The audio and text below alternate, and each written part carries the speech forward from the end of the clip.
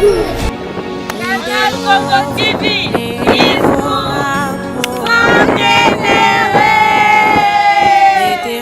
a Canal Congo TV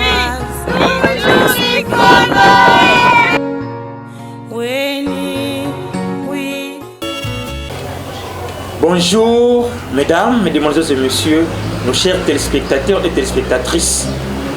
Bienvenue dans ce nouveau numéro. Aujourd'hui, sur ces plateaux bien décorés, nous allons découvrir encore, comme il est de notre coutume, une idole, kimbanguiste, que vous avez bien sûr connue, mais que vous allez bien sûr aussi découvrir ensemble. Qui fut cette icône? Ensemble, suivons ce portrait et on se retrouve juste après pour parler de ces derniers ensemble. Il s'appelle Sakwame Somalungi Di Simon Bienvenu. Né à Kinshasa le 16 octobre 1969, marié à Mama Bikuma Biankanda Tania, père de 3 enfants, dont une fille et 2 garçons, de sexe masculin, fils de Sakwame Somatambuta Raphaël et de Landu Kibazola Ariette. Il est de la province du Congo central, district de Cataracte, territoire de Mbanzangungu, secteur de Gombe-Matadi. Il est de la nationalité congolaise, résident au numéro 89 Riassa, quartier Maindombe, commune de Bumbu. Études faites. Une année école gardienne Mafuta au numéro 2 quartier Bisengo, commune de Bandalungwa. Études primaires. 6 ans école laïque EP1 et 2 Ngoma à Bandalungwa. Collège Boboto dans la commune de la Gombe.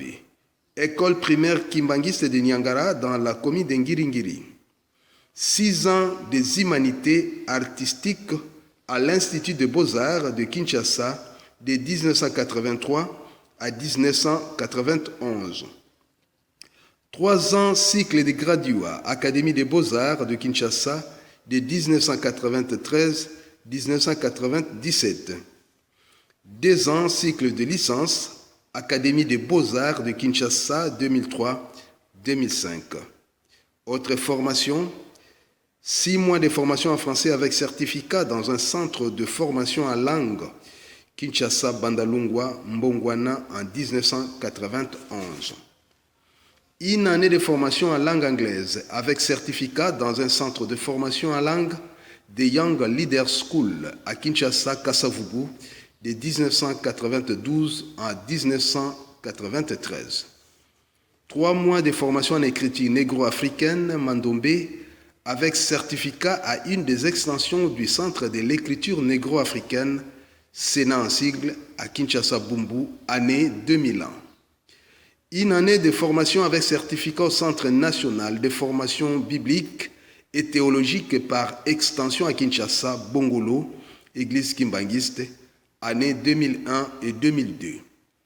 Une semaine d'un séminaire de formation avec brevet sur la conservation et archives et sur la gestion administrative, année 2003, Centre d'accueil Kimbanguiste de Kinshasa Kasavubu. Diplôme en journalisme du Centre supérieur de formation des journalistes et informaticiens CFOJ en sigle, année 2002-2003. Séminaire de formation en journalisme avec certificat du Centre d'accueil Kimbanguiste de Kasavubu, durée 2 semaines. Enseignant à l'Institut supérieur technique Académie des Beaux-Arts de Kinshasa depuis 2011. Langue parlée, français, anglais, lingala, kikongo et swahili. Je certifie sur mon honneur que les renseignements fournis ci haut sont sincères et exacts. Papa, Nabiso, Mbote Nayo, Peboye Malamu. Mbote papa journaliste. Kombo Nangai papa Sakwame Somalungi Di Simon Bienvenu. Nazali moi na feu révérend Sakwame Somatambuta Raphaël. Na feu révérend de maman Nlandu Kibazole Henriette. Nazali mwana mibale na libota ya bana sambo tobotamaki moko ndatikali biso totikali motoba 6. Nazali artiste plasticien formé dans l'Académie des Beaux-Arts. Léo Nazali assistant deuxième mandat dans l'Académie des Beaux-Arts. Na Koti Banda 2011 dans l'Académie des Beaux-Arts comme enseignant. Et l'article sur l'institut publié, l'article au Nazana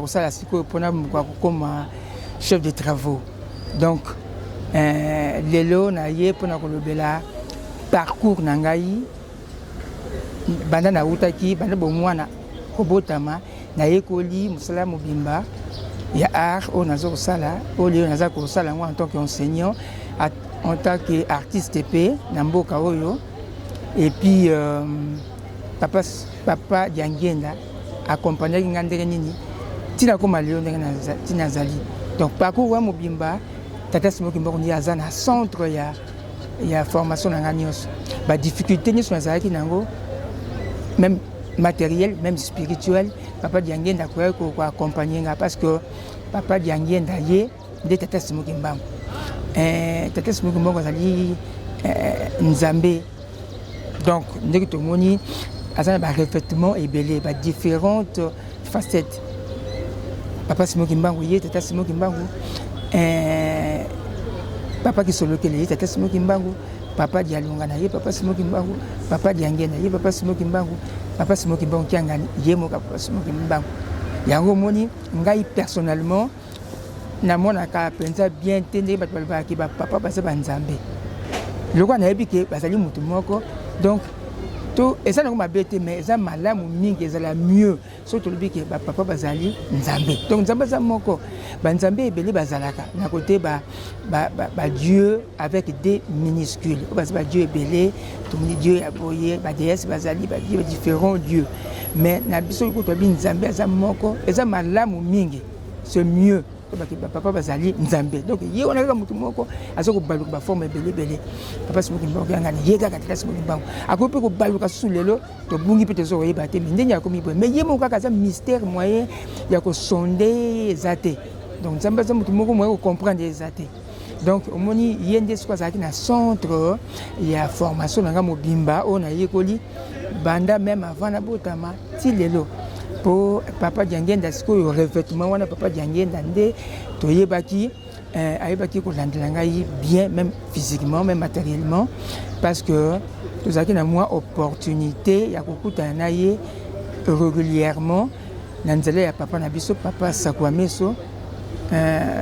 Matambuta Raphaël. Pourquoi? Parce que bango bazaki na facilité ya ko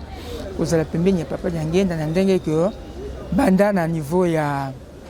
na 1952 au papa Diangenda ye akendaki epai na bango na ndako na avenue Opala na Kasavubu epai ya maman ya boti bango maman révérende Levu Manzona oyo azalaki mokonzi afki maman Pauline de papa Diangenda akendaki aye komona ki alobi ngai na ye pa na bino yo maman Pauline ozali nièce ya tata na biso tininga pa na wana koluka bino obunga à partir de là, bandi ko côtoyer bayeba ki epete bayeko yeba après que asa mona Simoki Mbangu bakomi ko banga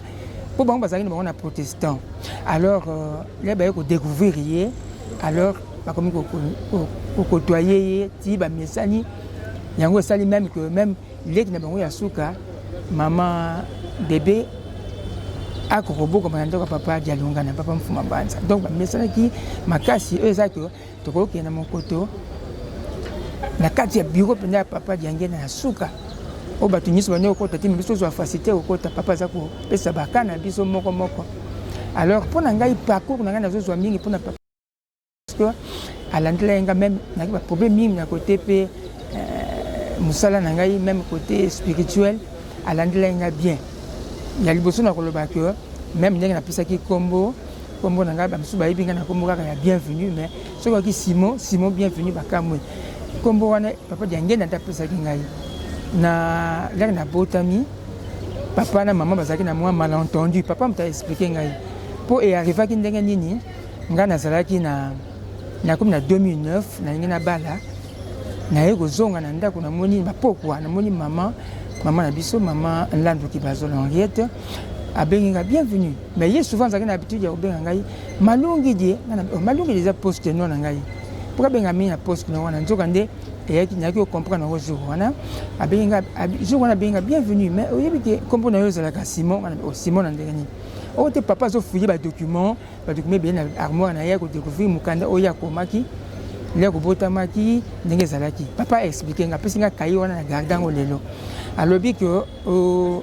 botamaki le problème to na maman nga na lobi fona kanga na mwaso na kata chambre comme ça na zeme za nango akufa na mwana kata chambre comme ça pour négocier nga pardon te papa ça qui logique le quoi mundele makasi alors maman sikoyo et ça que avec ça la petit besoin na butu makasi amona likamuka amona ki ayebsakinga epesaki kobanga zongi mbangu ayo senga pardon papa juillet amemi na voiture comme voiture azalaki nango ba ancien modèle ya kala wana amemi etina mama yemo ndaka komi aussitôt azokoma na ba 5 heures du matin baboti ngango siko papa alobaki soyez le bienvenu mon fils comme vous bienvenue ya kinyengwana et to zongi to kena mon koto to bimi hôpital to kena mon koto bakutani na papa Émile Zola yambinga to kena ndako po papa diangeni azalaki na nkamba asaki quelques jours là zongi ba memenga susu na mon koto papa diangeni na lobi na pesi kombo ya Malungi di Simon. Alors papa komiango là mobutu suko avec authenticité il faut un nom poste nom na prénom de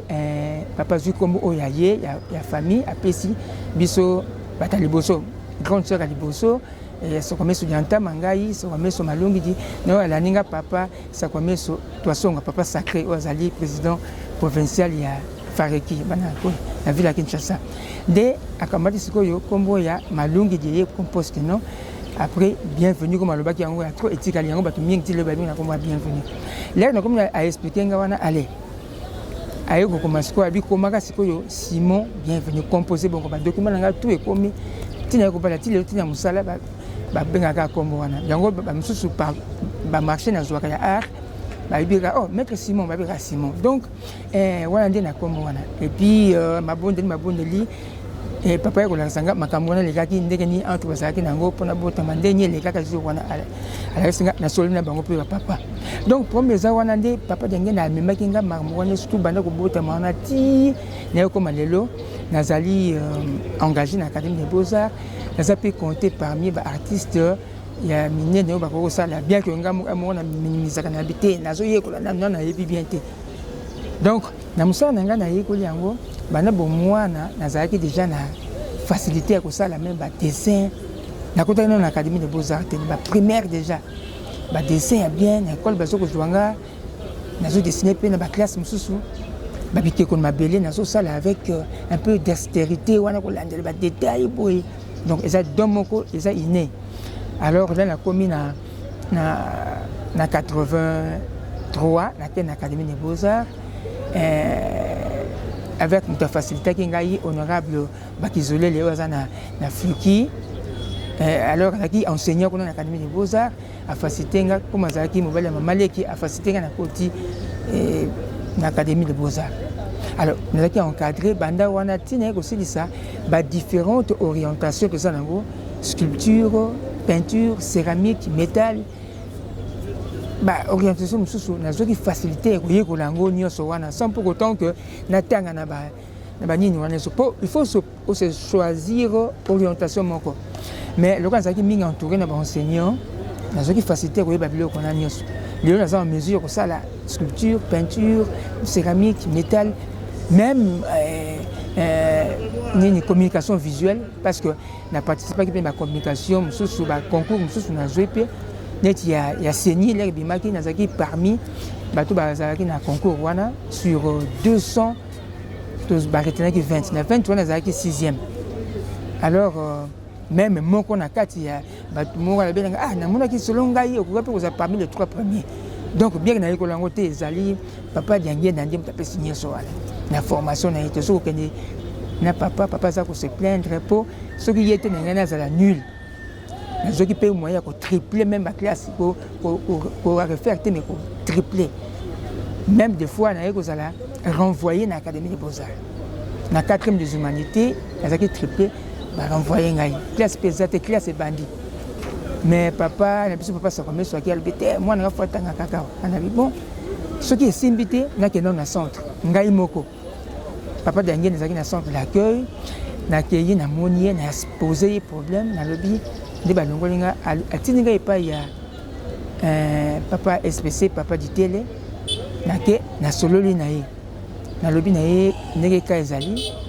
albi bon tokoko tu atana école na biso tu sabes école qui mangi satana onel okokota dialanda okokota ngana bibi na okokota ou bien so na silisi na koti na supérieur na zongi na académie pour ba mususu bakota supérieur ba wuti na ba école mususu mais mon a raison d'habiter et aussi mbaté na okende ba va et vient habiter na okesute na koluka papa ndenge na molimo kaka na ndako na se concentrer na benge papa motinga boya ka to solo pas to kuta na ye na paroisse na biso ya Nyangara pour na zamu dime paroisse ya Nyangara kuna pena sisi la ki 3e primaire na ngai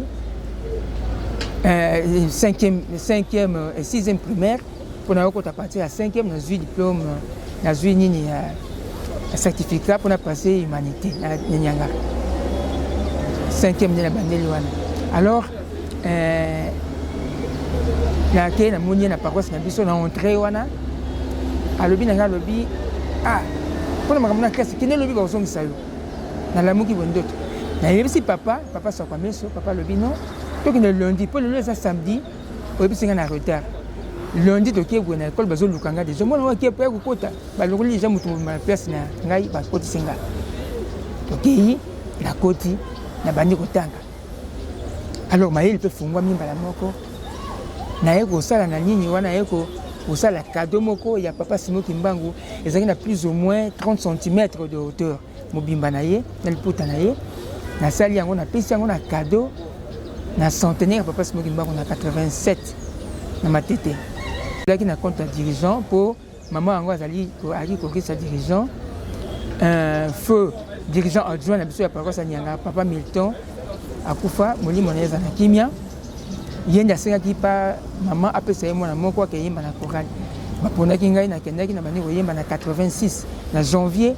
yaki un certain jeudi janvier 1986 nde nayembaki yango na defilaki nango ekeke wana napesi yango bapapa nake nafukami napesi bango bazwi nde na 89 papa Sakome asengi nga nakende na faki mpo na remplace ye mpo faki ebandi mpa na bango na sandowa Sando alutende le kamba sando wane pa na bango esika faki bandaki yenda zomba instrument na ndako ye saxophoniste liboso asenga na remplacer ye a former nga na pesinga ba théorie ndamu na ndako pour instrument bungsaka yango nake na centre papa Madoudou aza ko former nga na centre d'accueil ya kala là ba ki 5 mois en kamba nde na yo kata to aki ba promotion ba série ya ba papa Simon abeta saxo na faki donc après la semaine sema abeti yemo na ndako so la sanga mandambo ngape na sui mwamba mandambo na mayi ko beta yango esenga ke pona luka mwana zongela yango donc parcours wana so papa diangenda to ke na papa Sakome so asoko senga mais asoko c'est la montée mingi pona ngana zaki mingi rêveur mayile zaki okokate azoko le papa tala bano boy mais oyo penza mayile kokakete asoko mayile te asoko fansaka ndoko yo omona kanini lo bana est-ce que ma question belazo posenga Alias papa Diangenda habité apprécier réponse moi apprécier qui est moi na le bangote et papa a comprendre qu'on peut bien pendater quand on comprendre après ndé maïle fungama qui belle ati même na niveau ya domaine on a ça mingi zali portrait na portrait alors portrait c'est très difficile pour nous ça la portrait zali ko ça les longia moto ça des bustes ya moto le monde ba monument et tellement nzela et ça très difficile ba tenir sur ça la portrait ba artiste portraitiste il y a bon ba ça très bon ba ça même 5% na mboka na biso alors na donne les amis côté wana nyonso na sala déjà mutu ça la portrait na facilité au ça biloko nyonso pour les plus difficile alors la portrait na jamais d'état tout ça là qui autorité ya biso moko ya académie de beaux-arts papa Tieni azaki chef du personnel a autokufa kuto lobby molimo ne pe ma kimia nde to ça qui réussite ya ki makasi pourquoi parce que avant na na difficulté na ko sa sortir té mais ma bonne na bengi papa Diangenda ya ko na 3 jours ya pratique ça ko simba té papa yaka ti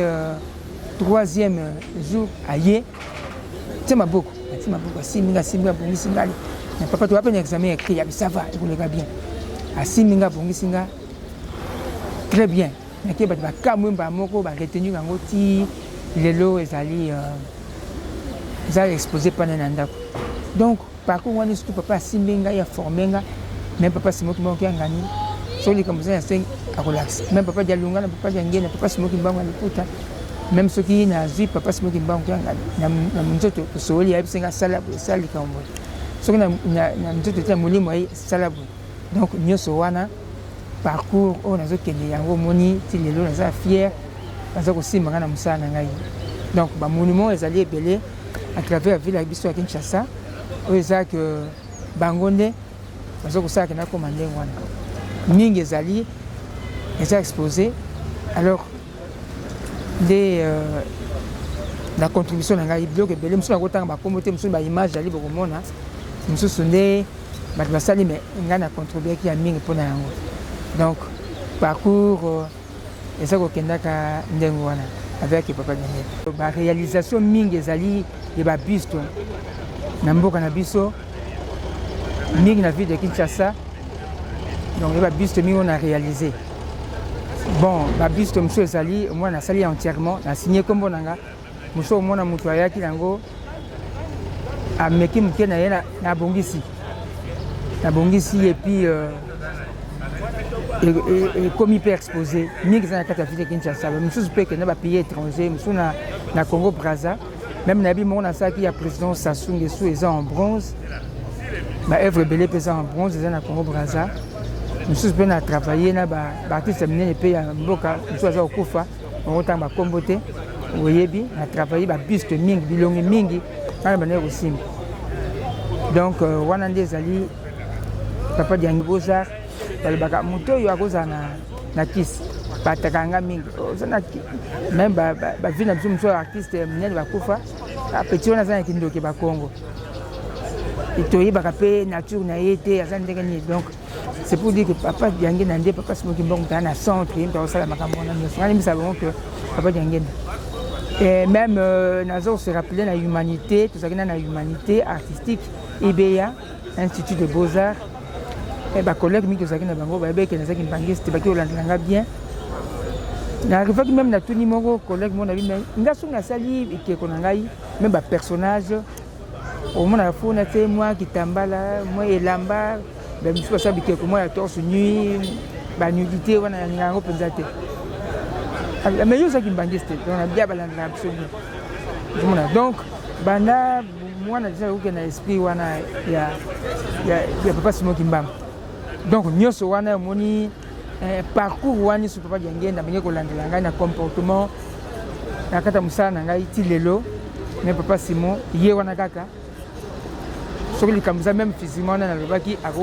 likambo boye salela boye n'importe likambo naza nango akoloba landela boye sala boye même na spirituellement akokolia guide esala boye même papa dialungana même papa kisolokele même papa Simon kimbango aliputa donc par contre bazo orienté nga même spirituellement même ma vision sala likambo sala boye nyonso wana yango ndenge nalakisa lelo parcours wana ye tozoparle 105 ans na ye na 105 ans na ye yango tozosenga ye akobongisela biso akopesa biso wana yango mposa na mosala na biso na niveau ya atelier oyo atelier eza organisé bao mpe baza na kati baza formé bazali formation neti par exemple ndenge na peut-être okoloba ndenge nini na mosala na yekoli banani nakoforme bango na mosala wana oyo nakotikela mpe mosala wana baza ya bango ebele à part baétudiant officiel oyo baza na niveau ya académie de Beaux-Arts baza koyekola mpo charge wana nazali bapesenga charge wana côté portrait yango mpe raison baengageaki nga wana mpona bandeki koboya tellement que papa aza na enseignant azalaki enseignant avant asala mosala mosusu azalaki enseignant bango nde babandi enseignement na niveau ya église kimbangisi te na Kimbantseke azalaki enseignant ti aye okoma direcole na école ya Niangara Ngeringeri esika nga natangelaki mpe primaire jeune frère na nga landinga papa sacré ye mpe aza enseignant me nga baki kosepela nango te me bainsistaki ke no fokota kaka mpo na intervenaki bamisala mingi na misala mingi pe minene entre autres monument ya monene eza ya Kasavubu ezaka lokola oyo eza na Kimpwanza po eza na Kimpwanza esamaki na Corée mais oyo wana esalami eza na Congo central eza na Congo central monument ya Kasavubu eza taille presque ndenge moko na oyo eza na Kimpwanza wana eza na Congo central na Boma wana gouvernorat ya Congo central basalisaki epai ya feu professeur na biso tozalaki na académie de beaux-arts na ere wana azalaka nanu asalaki assistant deuxième mandat chef de travaux lere ngai nakomi nano engagé na académie de beaux-arts mais vu na bandaki kointervenir mingi na portrait abengaki ngai ngam nasalaki personnage wana en argile po bamonument nyonso omonaka ata ekomi bronze ata béton ata nini matériau nyonso ebandaka liboso na argile avekoma na niveau argile ezali malléable oyeba kopesa forme alors wana sikoyo nde ngam nase réalisaki professeur Voidi atika biso déjà que son homme repose en paix ye na bengaki ngai nasalaki nini wana donc wana eza monument monene à part wana bamonument minene ezali mingi na mboka na biso mais peut-être que nga nazalaki direct nango te eke signé eza ndenge mosusu nakotanga yango te mais na primature biloko nange ezali babuste eza ebele na jardin de premier ministre na oyo tosalaki eyaki na marché ya maître na biso moko akufaki mais biso toréalisaki alors nasalaki babuste ebele mosusu nga mo nasalaki mosusu na edaki bato misu basalaki donc dernièrement na tosala wana nga nasalaki nga mo na signé mpe nga moko wana ezali ya premier ministre oza sikoyo wana nde nga mo nasalaki yango wana nde eza nga mo nasali donc wana nde babuste minene buste mpe ya nani ya prophète Masambukidi le père oyo aza lelo te mais le père na ye nasalaki buste ne eza monene eza plus ou moins eza 1m20 de hauteur eza exposé na mausolée na ye so bakunda ye buste wana nasalaki na Saint-Raphaël paroisse Saint-Raphaël école privée moko eza na nsima nango wana buste ya cardinal le feu cardinal Mosengo eza signé ngai na collègue ya na martin biso mbaye tosigné ngam na réalisaki yango eza mo ebele na mboka na biso mosusu na bacimetière na nécropole babiloko eza ebele oyo nasalaki donc même na monument na Mangengenge ngomba ya Mangengenge 11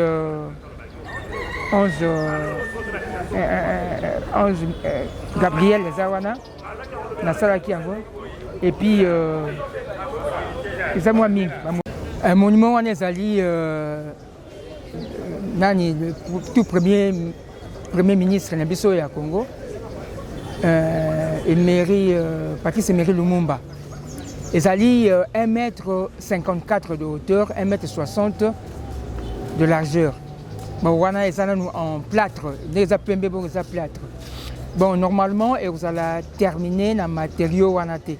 ezokonte eza terminé soit na résine ezali un de matériaux toutilisaka ou bien na bronze bon soki moto amonani akoki kosponsorise yango ekosalama ekoki mpe kozala exposé peut-être ata na mboka na ye mpona kaki ifali bapesa nkombo wana ya ye Lumumba na mwa kote ye azalaki ekozala mpe exposé wana soit place mosusu soki soit baautorité bakomona yango bakosepela yango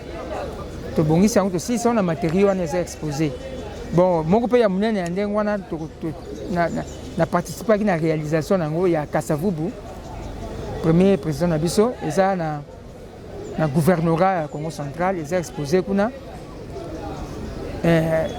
na dirigeaki équipe wana mpona to réaliser buste wana na côté technique donc wana mpe ezali en résine wana ezali ta fini eza en résine donc biloko eza ebele mosusu nazoyeba bango solo te même bacimetière mingi batia exposé omoni ke na travaille ya mingi eza ebele bon différence ezali mpe eza te différence eza te pourquoi parce que nyonso ezali art plastique sculpture oyo nazolobela même peinture oyo olobi azodessine même métal mpe batole de cuivre métal battu okokotaille okobattre tole ya cuivre epesi elongi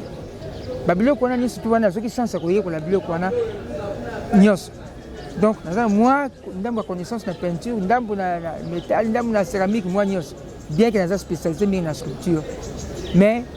nakoyeba nyonso wana oyo ya monument eza passe koleka nyonso o wana ezali à 3 dimensions ezali na ba dimension nyonso faut tala mutu na face boye omoni na profil na ye omoni na vue postérieure omoni ba vue de 3/4 il faut reconnaître mutu wana ba libino mutu mongo ya kufa faut sala ba ketana tombe na ye il faut mutu surtout na côté so ko bimela so amoni ye boye bike o eza mutu boye. Donc par exemple l'Europe par exemple aux autres termes na nzela omoni mutu mo boye kanisi mutu boye bani o approcher ye les Hollandais boye obengi utala boye nzoka yete Hollandais utala tourner atali boye oyo yete donc bakokani peut-être na profil na bango mais na face bakokani te siko so ça les keko ya babenga ngo ronde boss ezali ba et vous appelez mais en relief au relief ba relief au mona ka par exemple batie longi ya mutu na mur azan ba relief nege mona ki ya sala ngoza na makala oyo ya nani mo ba aki assassiné na kwa so mona ba image kuna na nini politicien eza en relief so aussi mi boye ya ko vimba mais eza kosi na ezati eza collé na mur alors eloko wana ezali moi différent mais oya ronde pour ça passe que les cas pourquoi parce que ceux qui au sali ba photo ils ont la différentes photos différentes vues ba mona ye ozo sala tam so ba ko le pe photo mutongo akufa ba le photo moko ya face maza ko seka mais il faut quand monoko na ye photo moko mupanzi ana position mususu oya mupanzi na position mususu mais au concilier yango ça eloko moko difficulté makase mona na wana il y a des fois même ba le photo et ça incomplète la photo monsieur Zali monsieur Zangi c'est quoi il faut ça en mesure que à la partout na koto yeba ki testimane mais au tel ou étudier ou estimer à peu près au sali et mi peut bien il y a des fois ba kolo musale faut ba y rappeler au tal so ba y au tal ba moni que non c'est bien mais koto yo likosi azaki ba pesi mutu sa famille ba kokana au copier au soit ba bi non mutu asate masaki boye bongisi souplesse tel boye bien elle va retenir à vous. Mais il y a plus de difficultés que le gagner. Par contre, il y a dessin, il y a tableau avec photo, la technique est belle. Nous sommes pas contre dessiner un balamoko. Nous sommes pas contre la technique, c'est carré, pour transposer la photo na toile na soit na support ya osala.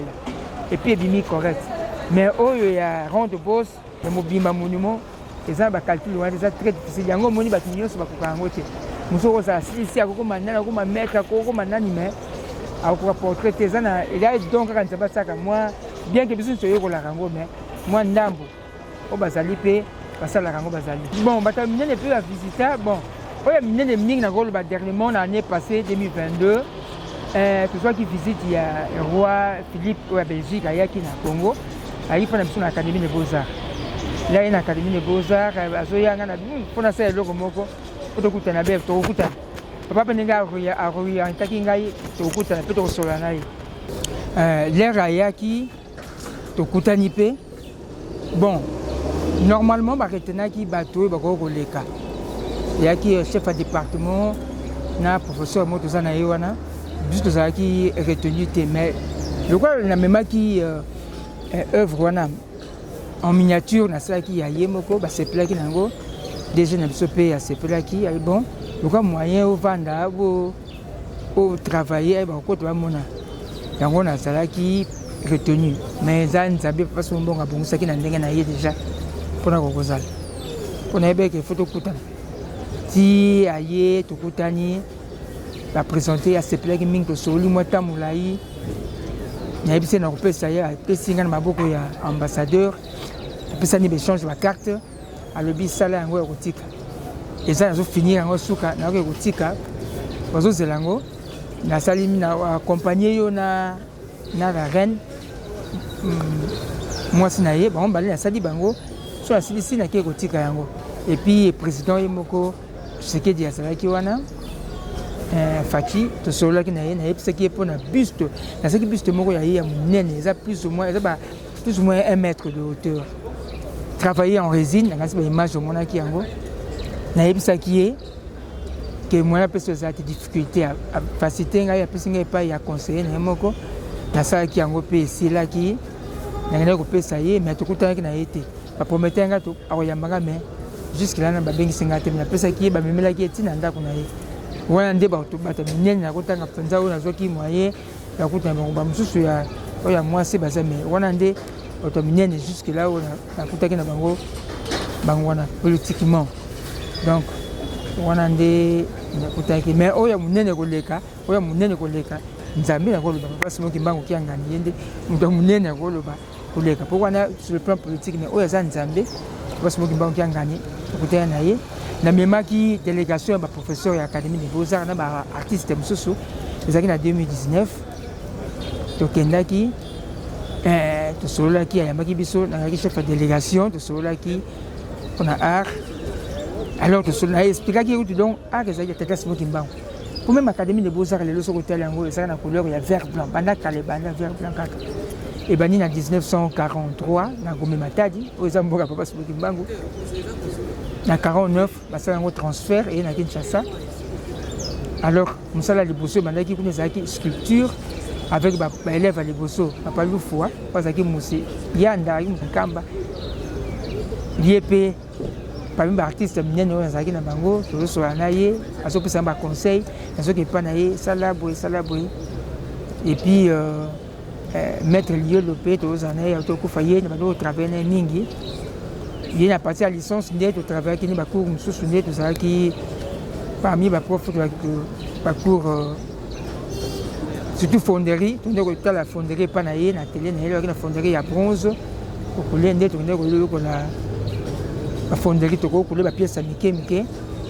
ba photo mususu na éviter sur la tina qui osaki ba exposition tout ça ba exposition différentes expositions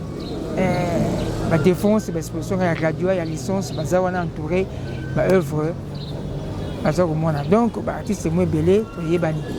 wana nde parcours wana sur que ni so ta test mo kimba ko to sala makambo papa Lufu wana lobi ye même les gens qui font na que dépend na ndako mwana lobi oh mais yo papa so pour yeka papa faut ba ça commence à l'équipe donc amunyo asaka tande fois sentir l'équipe est-ce que a tumbula ngo so est-ce que ngati kele makambo ya art na binte to sera mais papa mettre lieu le ndie peza to travailler mingi même na ndako azo na ndako papa ko to sala na envie na mama aye ba présenter ba yo to sala mingi même so aboyi ko sala musala tout ce même madame nangai déjà ya cha musala azongo cha musala bona kimi mère madame atuki singale na sali soka sepela o pesa madame oya ye po abike yim takoti la kai donc yene penza mutu penza to ina ba oza ne mingi mana o imiter même ko le bana po to mesana ki ya mingi et puis ba artiste maître vous savez on va mettre les mains la peinture va mettre mavinga mettre makala ya biso ya académie le banza nzei dio mapudi mangidu le basé belé basa ba vina biso basé belé ya art to sola bien ba orientation nyos pona ngai papa Simon Kimbangu azali nyos bandeli tisuka nzambe donc nzambe muso azate oya koyiko ozala ikolo na ye yango moni même tokenaki na nkamba ba collègue na maki bango ba professeur na ba artiste on a bise bango que nganga nanga yo bakana zona kisi tala nganga yo papa Simon Kimbangu ngani na larisa ki to sekaki kutu donc ye azali makambo nyonso to ye donc soki ye te ninga la nul donc ye mta banda ko bota ma avant ko bota ma même ti le loti nazo kende ye ka présent na centre makambo nanga nyonso donc yango ngina na bakisane yango wana donc centre za ye centre kati ya parcours nanga nyonso banda ko bota ma même avant ko bota ma ti lelo ti esika na kende ye ka mtana kati azo sa makambo nyonso azo bonsa nyonso za ye ngana osa eloko moko te ye mtu asala yango bato mingi sikoyo bakamwaka yo penza za différent kaka to travailler mais yo saka lokola mwa mystique ozana nini nsusu Kimbangu azo akodisa wana asema kola balola yo tozo koseka wana bien eza ndengo wana donc eza ye mtu azo sa makambo nyonso bon mona nga suka eza que papa diangenda lokola 5 ans na to sambeli on papa Simon lobaki to senga eloko nyonso to sengi ya liboso nanu abongisa musala ngeza bien na atelier na ngai bana ngai nyonso na atelier on azo former pe mwandambo Simeon Condé, Enoch Mabako, Papa Divengo, formé, Olivier Ebia, travaillé par Nangaï, Béni Zingwa, Guéré, l'équipe par Nangaming, moi, Bakoli na musala portrait, Bakoli Siango.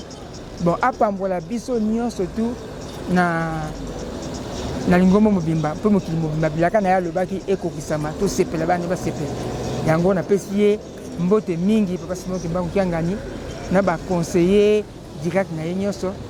Moi, c'est une maman, Bikouma, Biakanda, Tansia, Nabanangaï, Sokomé, Matambuta, Raphaël, Sokomé, Kibazola, Julia, Sokomé, Ndougi, Émeraude,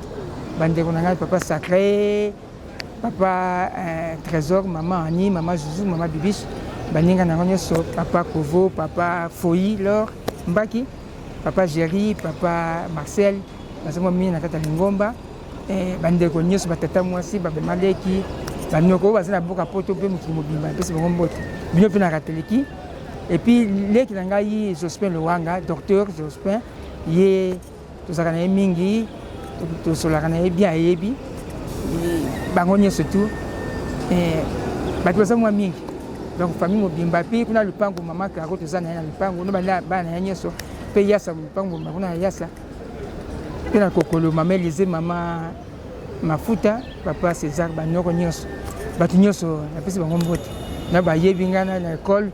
bandeko na ba artiste bazali bakito bagelema babumbusa na département na biso bayilunga bazali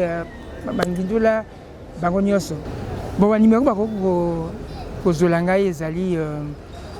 084 082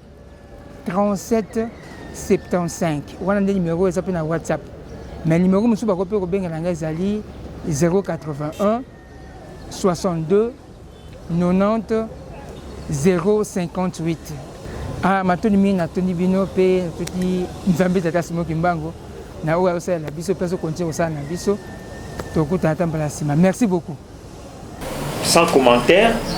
to komi na suka ndena uti koloba na bino. Merci beaucoup na Saint-Denis na Befort zo sala papa mapasa. Merci na DG Christian Konzo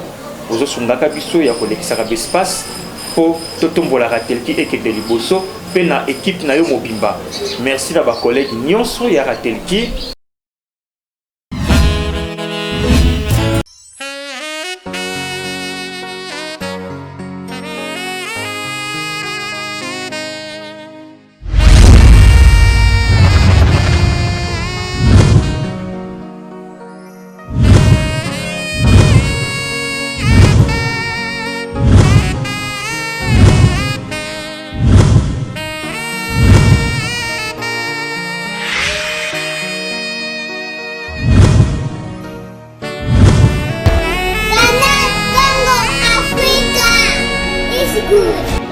Canal Congo TV